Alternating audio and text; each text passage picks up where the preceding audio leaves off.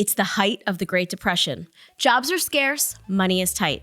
But when it comes to Girl Scout cookies, sure, we'll spend a few bucks, especially when they're being freshly baked behind a storefront window in electric ovens. Let's talk about the first public Girl Scout cookie sale.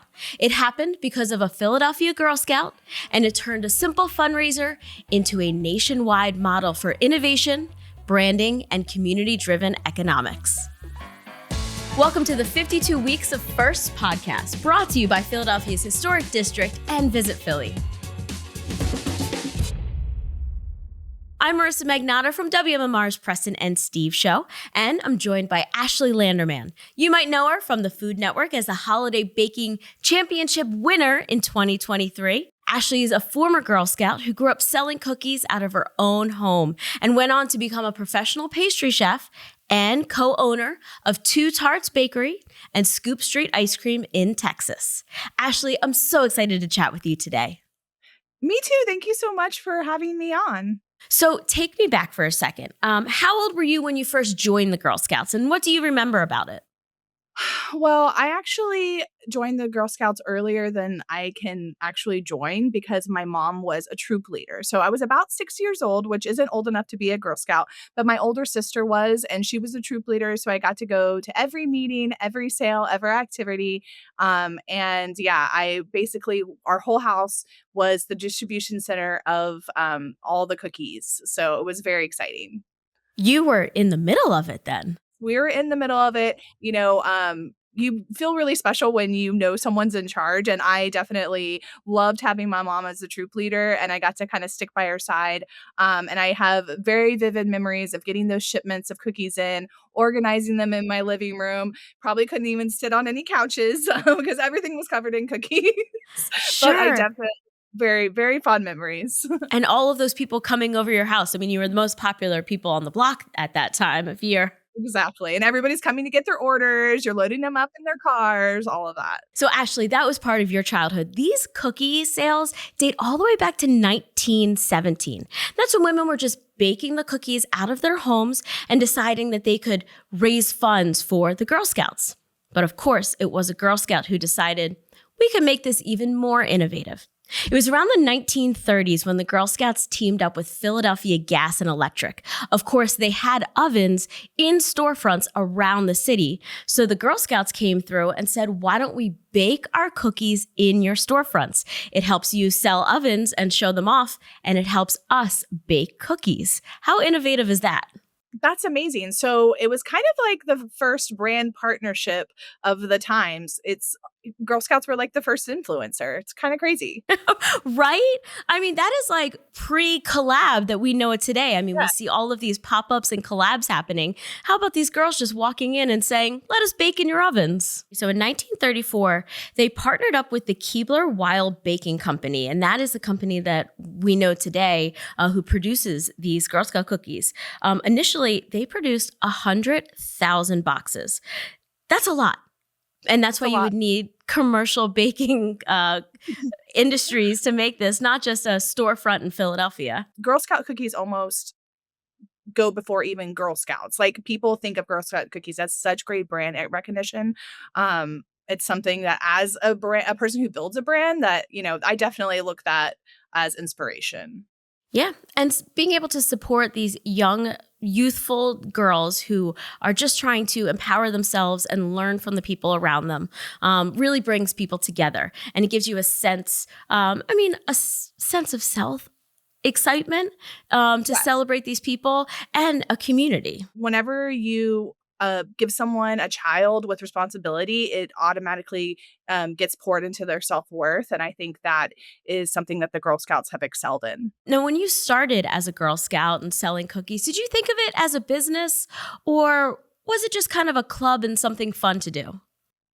I think, at first you join, you're excited to hang out with other girls and do crafts and, learn about nature and all of that. And then I think for me, it quickly became into something that I'm like, oh, this is fun. This is another element. I'm a planner. I have so many ideas. I'm an ideas person. And I was like that from a very early age. So I think it was great to kind of, they give you this goal, right? To sell cookies, but it's up to you to to reach that goal by developing a plan. Like, how are you going to market the cookies? Where are you going to set up?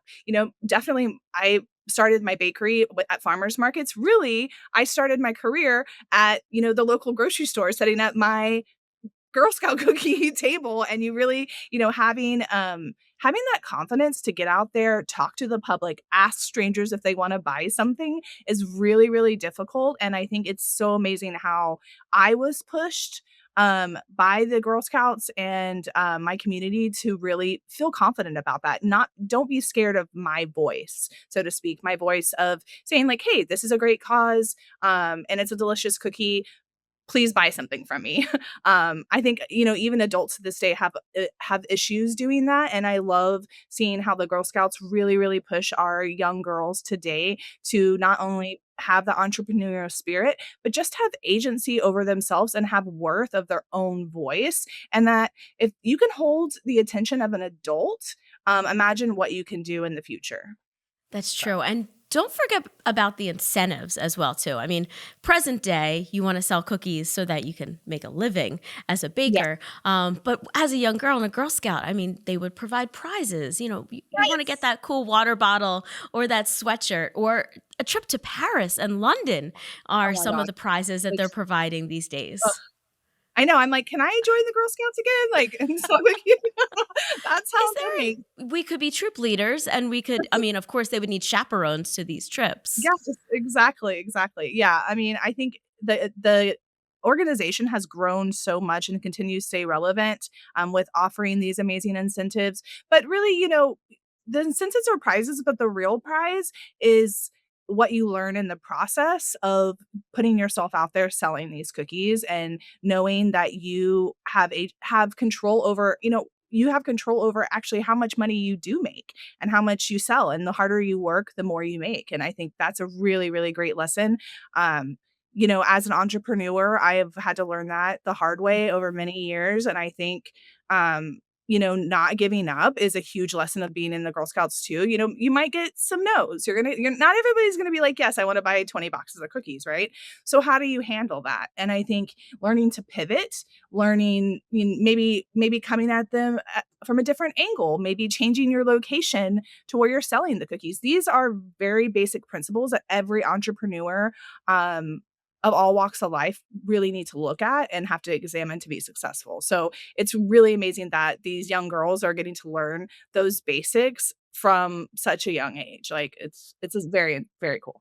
It is quite a learning experience, and they make it fun. So, in the moment, you might not realize all the business skills that you are learning, but they apply, they stick in the back of your mind. Like yourself, I mean, you started your bakery when you were what, 24 years old? Yes, I was 24 years old. I was one of those people that by the time I was 12, I knew I wanted to be a chef, and I knew I wanted to be an entrepreneur. It was just a matter of where I kind of fit into the industry, and I really saw an opening in my small town that I was from, to open a bakery, and it was a no brainer for me. I always knew, I wanted to have that control over my time, and you say that having those goals the fun is distracting, but that's kind of like my whole job. Like, I have all these business things I have to do, and I'm a social media marketer, and I'm pay bills, and I do all of these things, but I'm constantly distracted by the joy that my job like brings to me. So I'm not bogged down by those things. So that's even a model to kind of say like, hey, we can actually enjoy our jobs and our passions and make your job kind of work for you in that way. Which relates to the Girl Scouts. I mean, for a couple months of the year, you're selling cookies, but other times of the year, you're earning badges, you're doing trips, you're helping people. What were some of the other skills within Girl Scouts that you may realize now helped apply and make you the person you are today? I mean, for me, it's all about community. I think I have very great memories of going and singing Christmas carols to old folks' homes, and really using that power, and that's to use your position in life for good. I think that is the overreaching arc of the Girl Scouts and my life, is that yes, we have to make money and we have to sell things, but to have a bigger purpose is key. And I think that's what keeps me going, is I have a bigger person than purpose than just selling baked goods. I want to show everybody that you can be a pastry chef, you can follow your dreams, you can learn how to bake at home if that's what you do, you can make a great pie. You can all those things. And I wanted my employees that I have, like pouring into them, teaching them how to be a pastry chef, teaching them hospitality, um, and really teaching them that they can do something like my job, where that's the greatest thing about my job, I say, as an entrepreneur, is I get to have 50 hats. Because guess what? I'm never bored. Okay. Yeah. Never bored. Yeah. And I still own some berets too. Maybe I should have worn one. Oh my goodness, that would have been amazing. Full stop. Berets, or the Girl Scout injected my love of berets into my life. So thank you, Girl Yes. Scouts. Fashion icons. Truly. You really are an inspiration, Ashley, and it just shows in all of the parts of your life here that you help the people around you, you lift yourself, you lift the people around you. We haven't even talked about the fact that you're a mom on top of all of this. Yes, I am a mom. I have two crazy girls that are very spoiled with sweets and come to the bakery a lot with me and have to sit in the office. But it's great because kids, they mirror, right? You can tell your kid Mhm. whatever you think, and they're not going to listen. They are going to look at you and do what you're doing. So I just hope that my kids, seeing me work hard, enjoy what I love, like I just want to influence them to do the same. That's all I can ask for. That is wonderful. All right, we are in Girl Scout cookie season right now. How are you incorporating these lovely treats into your own baked goods? Yes. So we love to do some mix-ins with the Girl Scout cookies. We make delicious cheesecakes. We have done ice creams as in the past as well. My personal favorite is the Thin Mint. So we love to use that kind of as a crush up in the vanilla ice cream. And then we also love to use them as a kind of an inspiration starting point with the flavor profiles. So you can take like a caramel delight cookie, not make a cookie with it, but kind of use those flavor profiles to inspire a cheesecake or a pie or a cream puff, even a cupcake. So I love using I a lot of my inspiration um, comes from nostalgia. I've talked about that before. Like when I went into the Food Network, they're constantly asking you like, "What's your baking style? What kind of stuff do you bake?" And I really didn't know until I got that question 50 times. And then I was also around pastry chefs from all over the nation that were like the best in their field. My style is Southern and based in nostalgia. It's all about feelings and what makes you feel the most. And to me, Girl Scout cookies, they just bring you back, right? They just, when I eat one, I'm just like, oh, I'm 10 years old again. So I think that's the great power of food, and that's where I get all my inspiration from, is eating and how you feel when you eat when you eat those things. Like what does it remind you of? Well, So besides yeah. being nourishment and driving you, throughout the day, it is okay to have those feelings, especially of nostalgia these days. We all crave that. Yes, I think it's food and movies are like my biggest, my cross sections of nostalgia for my childhood. Like it just takes you back. Well, I think we're all going to be daydreaming of these pastries that you just mentioned. Where is your bakery? Where can we find these? In New Braunfels, Texas, which is Central Texas, and it's Two Tarts Bakery. We have a great website, twotarts.com, and then also I have a scoop ice cream shop with my husband called Scoop Street Ice Cream. That's also in New Braunfels, just down the street from the bakery. So That's wonderful. cool. And like we said, it is Girl Scout cookie season now, which is super exciting. And I'm so um, empowered by all of these young ladies around us who are out there selling, who, like you said, are standing outside, maybe in the chilly streets, or Yeah. teaming up with local businesses around them in their areas. Do you remember any stories from your own Girl Scout career of teaming up with a local business? I mean, I lived in a very, very small town when I was younger, and we had like one tiny grocery store, and it was kind of like the coveted spot for all the different troops. So I definitely remember it being a little competitive, okay? Because we only had one grocery store. So I definitely remember, having to get up early on a Saturday morning and, make my booth look nice and make sure that we got the right sign up, and, just um all that prep that goes into it. Like I just loved that. And having a purpose and a goal. I mean, no child like doesn't love that. And I just, I ran with it. Well, Ashley, thank you so much for continuing to spread the word about the Girl Scouts and inspiring the people around you, not just in your community, but, with this podcast around the country and around the world. We really appreciate it. Oh, well, thank you so much for having me on. I was honored that you guys got a hold of me. This is truly my passion, cookies and Girl Scouts. So thank you so much. And I hope to eat some Girl Scouts soon. We will do those from across the country. Thank you for joining us on this episode of 52 Weeks of Firsts. Thanks for joining us on this week's journey through Philadelphia's first.